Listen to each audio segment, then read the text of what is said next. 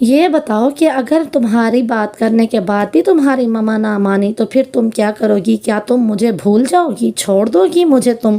ارے جان کیسی بات کرتے ہیں آپ، اگر میری ماما نہ مانی تو میں گھر چھوڑ دوں گی۔ ایسا کہہ کے چاندی وہاں سے واپس اپنے گھر آ جاتی ہے۔ پورا دن تم کہاں تھی؟ تمہیں پتا ہے کہ آج ماما آنے والی ہیں؟ ہاں تو میں جانتی ہوں نا کہ آج ماما آنے والی ہیں، کھانا بنانا گھر صاف کرنا تمہاری ڈیوٹی ہے، تم نے کر ہی لیا ہوگا۔ ادھر رشتے والے رانو چڑیا سے ملنے آتے ہیں۔ بہن جی مجھے آپ کی بیٹی بہت پسند ہے اور میرے بیٹے مانو کو بھی آپ کی بیٹی بہت پسند آئی ہے، تصویر دیکھ کے ہی اتنی بھاگ گئی ہے ہمیں تو۔ میں تو کب سے رشتہ دیکھ رہی تھی، اب جا کے میری مشکل آسان ہوئی ہے، آپ یہ رشتہ پکا ہی سمجھیں۔ لیکن بہن جی آپ ایک بار میری بیٹی کو دیکھ تو لیں، اس سے مل تو لیں، پھر رشتہ پکا کیجیے گا۔ ارے آنٹی جی یہ پارو بھابھی کی بھانجی ہے نا، تو پارو بھابھی جیسی ہی اچھی ہوگی، ہمیں ملنے کی کوئی ضرورت نہیں۔ چلیں ٹھیک ہے، بہت بہت بدائی ہو آپ کی، آج میں گھر جاؤں گی اور اپنی بیٹی کو خوشخبری سناؤں گی۔ ارے چاندی تم اس دن کپڑے تو لے کے آئی تھی نا، دکھاؤ میں تمہاری سلائی کر دیتی ہوں۔ اس کی کوئی ضرورت نہیں ہے، میں ریڈی میڈ ہی لے لوں گی، مجھے تمہاری جیسی درزن کی کوئی ضرورت نہیں ہے۔ اور ہاں میں جب میک اپ کر رہی ہوں تو مجھے آ کے تنگ مت کیا کرو۔ اور سنو یہ سارا میک اپ میری طرف سے اب ایکسپائری ہو گیا ہے، یہ تم ہی رکھ لو، جو تمہیں لپسٹکس پسند ہے وہ تم رکھ لو، باقی میں پھینک دوں گی، ویسے تم پر کون سا جچنی ہے کوئی لپسٹک۔ چاندی تمہیں کب سمجھ آئے گی، اس طرح کی باتوں سے اور کچھ نہیں ہونے لگا، صرف نفرت ہی بکھیر رہی ہو تم، سدھر جاؤ۔ رانو چڑیا بھی اپنی ماں کے گھر سے لوٹ کے واپس اپنے گھر آ جاتی ہے۔ رانو آتے ہی اپنی دونوں بیٹیوں سے ملتی ہے۔ مما پارو موسی خوش تو ہے نا اپنی شادی سے؟ ہاں مما، اور یہ بتائیے کہ نانی کیسی تھی؟ نانی خوش تو ہے نا اپنی بیٹی کی شادی کو لے کے؟ ہاں میری بچیوں، پارو بھی بہت خوش ہے اور تمہاری نانی بھی بہت خوش ہے، اور ساتھ میں میرے پاس ایک اور خوشخبری بھی ہے، میں چاندی کا رشتہ طے کر کے آئی ہوں۔ کیا مطلب مما؟ میرا رشتہ؟ نہیں یہ نہیں ہو سکتا۔ ارے تم تو ایسے پریشان ہو گئی جیسے میں نے کوئی انوکھی بات کہہ دی، ہر لڑکی کو پرائے گھر تو جانا ہی ہوتا ہے، اور میں نے تمہارا بھی رشتہ کر دیا۔ مما یہ ممکن نہیں ہے کیونکہ میں کسی اور سے پریم کرتی ہوں اور میں اسی سے ہی شادی کروں گی۔ کیا؟ بس مجھے یہی دن دیکھنا باقی رہ گیا تھا، میری طبیعت خراب ہو رہی ہے، میں سونے جا رہی ہوں، ہم باقی بات کل کریں گے۔ رانو چڑیا ساری رات جاگتی رہتی ہے اور روتی رہتی ہے، اے اوپر والے یہ کیا ہو گیا، میں ان لوگوں کو کیا منہ دکھاؤں گی اور میں پارو کو کیا منہ دکھاؤں گی، پارو کے سسرال والوں پہ کیا اثر پڑے گا۔ ساری رات ایسا سوچنے کے بعد صبح ہوتے ہی پارو چڑیا اپنی بیسٹ فرینڈ طوطی کے پاس چلی جاتی ہے۔ اس دشت پکشی کو میں نے نہیں دیکھا ہریالی بہن، پتہ نہیں کون ہے، لیکن ہوگا بہت برا جس نے میری بیٹی کو اس طرح سے پھنسا لیا۔ مجھے تو اب یہ فکر ہے ہریالی بہن کہ میں پارو کے رشتے والوں کو کیا منہ دکھاؤں گی، وہ تو پارو کے سسرال والے ہیں، وہ کتنا ناراض ہوں گے، پارو کی تو ابھی شادی بھی نہیں ہوئی اور پہلے ہی یہ مسئلہ ہو گیا۔ اب میں کیا کروں ہریالی بہن، کیا کروں؟ سنو رانو بہن، اس مسئلے کا اور کوئی اپائے نہیں ہے، لڑکی نہ مانے تو ہم زبردستی کیسے کریں گے، تم انکار ہی کر دو۔ ہاں انکار کے لیے گوری کوی کے پاس جاتے ہیں، وہ ذرا اچھے سے سمجھا دے گی مانو کو۔ مانو چڑا کی بنتی کر کے مانو سے ہی انکار کروا دیتے ہیں، اس طرح سے ناراضگی بھی نہیں ہوگی۔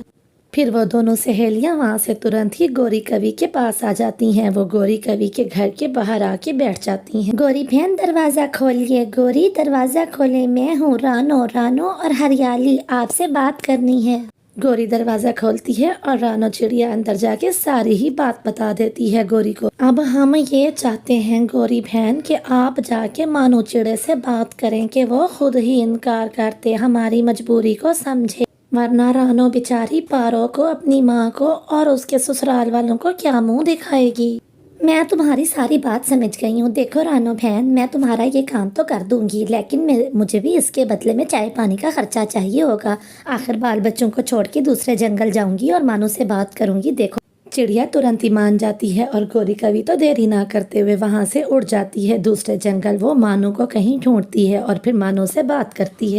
آنٹی گوری میں آپ کی ساری بات سن چکا ہوں اور مجھے سمجھ بھی آ گئی ہے، لیکن میں کیا کروں، تصویر دیکھتے ہی مجھے چاندی سے پیار ہو گیا تھا اور میں اس کے پریم میں دیوانہ ہو گیا ہوں۔ آپ مجھے ایک دفعہ رانو آنٹی کے پاس لے چلیے، میں انہیں سمجھاؤں گا، میں ان سے بات کروں گا، میں چاندی کو بہت خوش رکھوں گا، وہ چاندی کو سمجھائیں کہ مجھ سے ہی شادی کریں، میں ہی ہوں چاندی کے لائق۔ फिर वो दोनों रानो के पास आ जाते हैं। देख रानो, ठीक कह रहा है मानू। वो कहता है कि मैं बहुत खुश रखूंगा चांदी को, और फिर दोनों खाला भांजी एक साथ भी हो जाएंगी। दोनों का एक ही ससुराल होगा, नानी से भी मिल लिया करेंगी। मैं तो कहती हूँ नजरसानी कर, चांदी को समझा अच्छे से।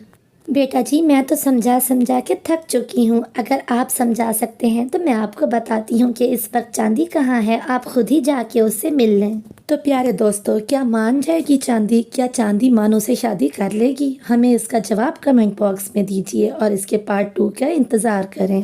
दूर किसी जंगल में एक कौवा और एक कवि रहा करते थे। कौवे का नाम कालू कौवा था और गोरी कवि उसकी पत्नी थी। गोरी कवि बहुत ही मासूम थी और हर वक्त अपने पति को खुश करने में लगी रहती।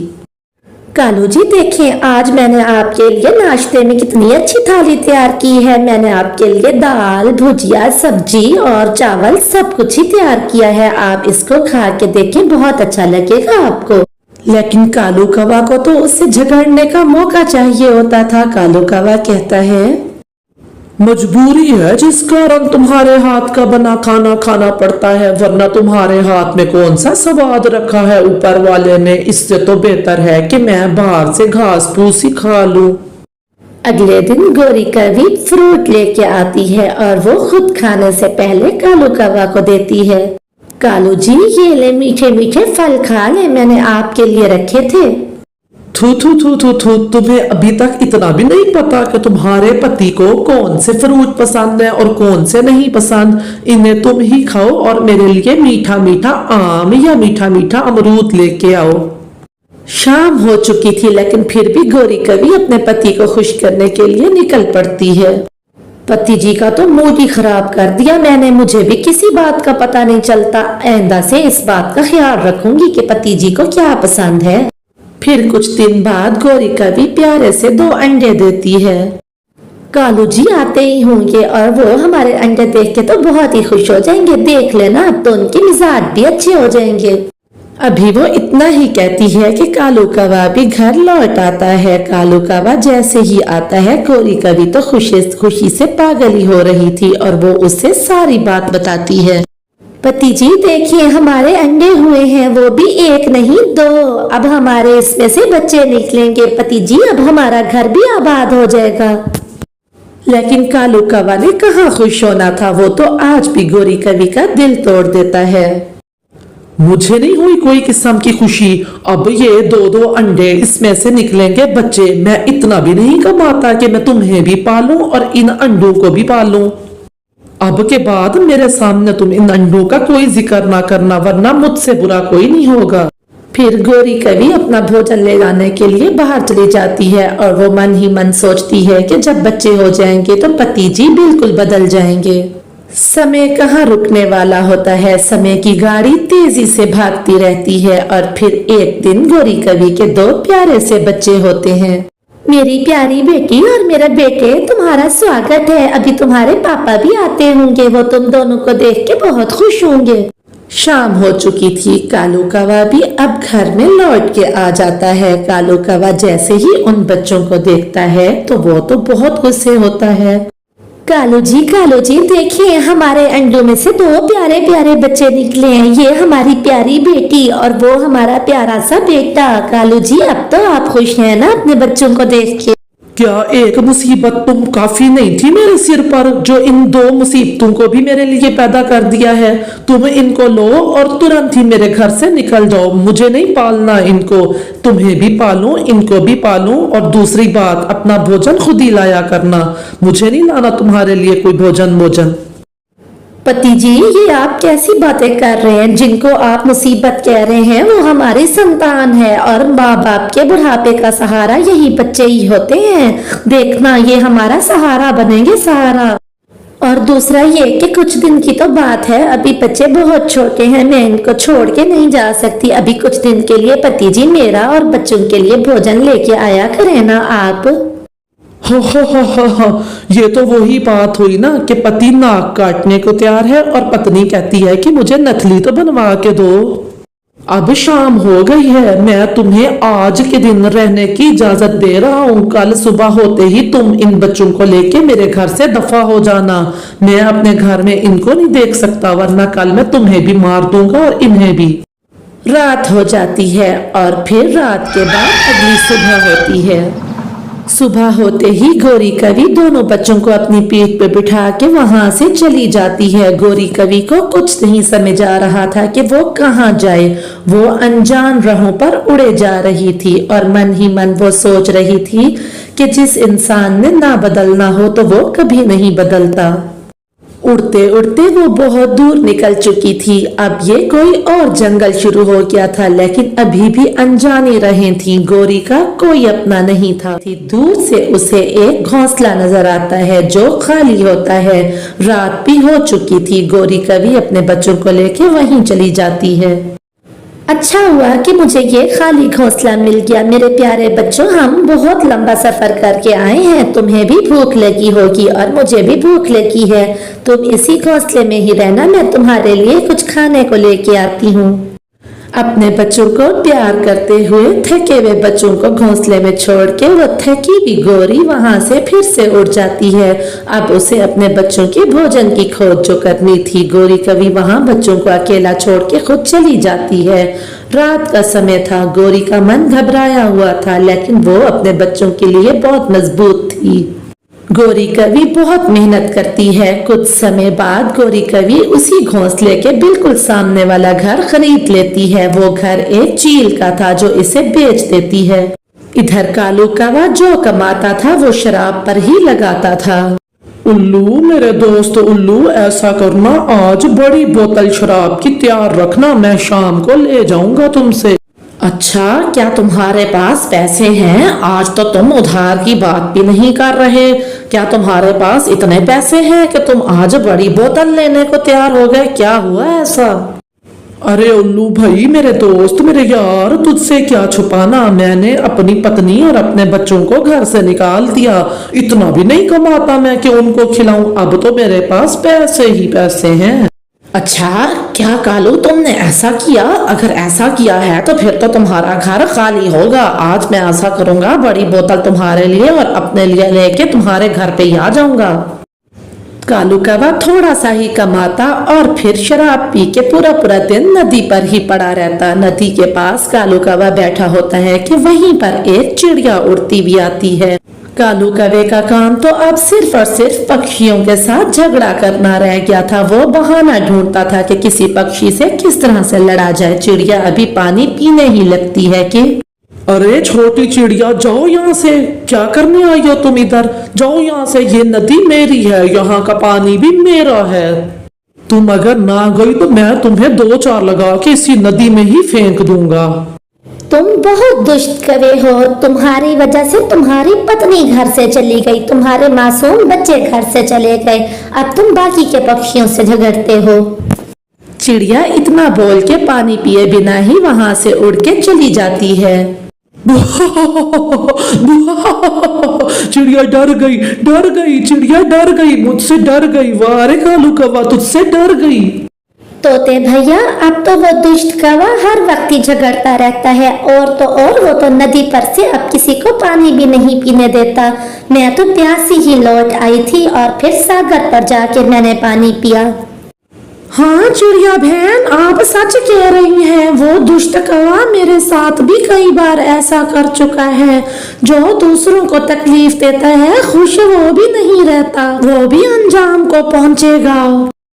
हाँ तोते भैया, आप सच कहते हो। जो कौवा अपनी पत्नी का ना हो सका, अपने मासूम बच्चों को जो अभी अभी अंडे से बाहर आए थे, उनको किस तरह बेदर्दी से उसने घर से निकाल दिया, वो हमारा क्या होगा भला। समय की गाड़ी तेजी से दौड़ती रहती है और अब कालू कौवा बहुत बीमार हो चुका था। कोई मुझे पानी दो, मैं उड़ भी नहीं सकता, कोई भोजन ला दो। भाई, मैं ये सोच रही हूँ, आज जब माँ आएगी तो हम उससे कहेंगे कि हमें हमारे पिछले जंगल ले जाए, हम देखें अपना पिछला जंगल। फिर दोनों बच्चे घर से बाहर अपनी माँ के इंतजार में बैठ जाते हैं। कुछ देर बाद उनकी माँ रोज की तरह मेहनत करके और अपने बच्चों के लिए भोजन ला के घर लौट आती है। माँ, हम कितनी देर से आपका इंतजार कर रहे थे। माँ, हमें हमारे पिछले जंगल ले चलो ना, हमें हमारे पिछले घर ले चलो। हम देखना चाहते हैं कि कहाँ हमने जन्म लिया। हम वो सब कुछ देखना चाहते हैं। अब तो हम उड़ भी सकते हैं। मेरे प्यारे बच्चों, मैं तो वहाँ जाना नहीं चाहती थी, लेकिन अगर तुम दोनों की इच्छा है तो मैं तुम दोनों को जरूर लेके जाऊंगी। अब तो रात हो गई है, हम ऐसा करेंगे सुबह सुबह ही यहाँ से निकल पड़ेंगे दूसरे जंगल को। मैं अपने बच्चों को ले जाऊंगी सुबह। बस फिर क्या था, सुबह हो जाती है और सुबह होते ही गोरी कभी अपने दोनों बच्चों को लेके दूसरे जंगल की तरफ उड़ जाती है। वो तो नहीं जाना चाहती थी क्योंकि उसकी तलख यादें थी, लेकिन बच्चों के कहने पे वो अपने पिछले घर जाती है। गोरी, तुम लौट आई, बहुत अच्छा किया तुमने गोरी। मैं भूखा हूँ, मुझे भोजन दो, और मुझे मोलक बीमारी हो गई है। डॉक्टर बुलबुल कहती है मैं ठीक नहीं हो सकता। बच्चों, हम चलते हैं यहाँ से। मेरा मन घबरा रहा है, यहाँ पर बैठ के मुझे सारी पिछली तलख यादें आ रही हैं। चलो मेरे प्यारे बच्चों, हम यहाँ से चलते हैं। मैं और कुछ देर रुकी तो मैं बेहोश हो जाऊंगी इधर। गोरी, तुम ऐसा नहीं कर सकती मेरे साथ। गोरी, ऐसा मत करो। बच्चों, मैं तुम्हारा पिता हूँ, मेरे साथ रहो, मुझे पानी पिलाओ बच्चों। उस वक्त कहाँ था ये पिता कि जब ये बच्चे जन्म लिए थे, और उस वक्त मैंने तुम्हारी कितनी विनती की थी कि ऐसा मत करो, यही बच्चे ही तुम्हारा और मेरा सहारा बनेंगे। अब शराबें पी पी के मरो तुम यहीं पर। मैं तो अपने बच्चों के साथ बहुत खुश हूँ और मेरे बच्चे भी मेरे साथ बहुत खुश है। हमने तो नया घर भी ले लिया है। ऐसा कहते हुए गोरी वो सारी पुरानी तलाक यादों को वहीं पर छोड़ के अपनी नई जिंदगी का आगाज करने के लिए अपने बच्चों के साथ वहां से उड़ती हुई वापस आ जाती है। बारिश शुरू हो चुकी थी, बारिश बहुत तेज थी। कालू कौवे के जंगल में तो पानी भर गया था। सभी पक्षी खुश थे, लेकिन कोई था जो इस बारिश से बहुत दुखी था।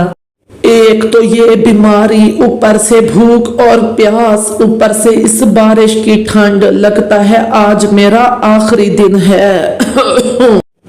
अगर मैंने अपने बच्चों को और गोरी को घर से ना निकाला होता तो आज मेरे बच्चे मेरा सहारा होते और गोरी मेरी केयर करती। काश कि मैंने ऐसा ना किया होता। कुछ देर मन ही मन ऐसा सोचने के बाद कालू कौवा गिर जाता है। वो हमेशा हमेशा के लिए इस दुनिया को छोड़ के चला गया था। घर का दरवाजा खुला था। एक शिकारी चील भूखी थी जो आके कालू कौवे को खा जाती है।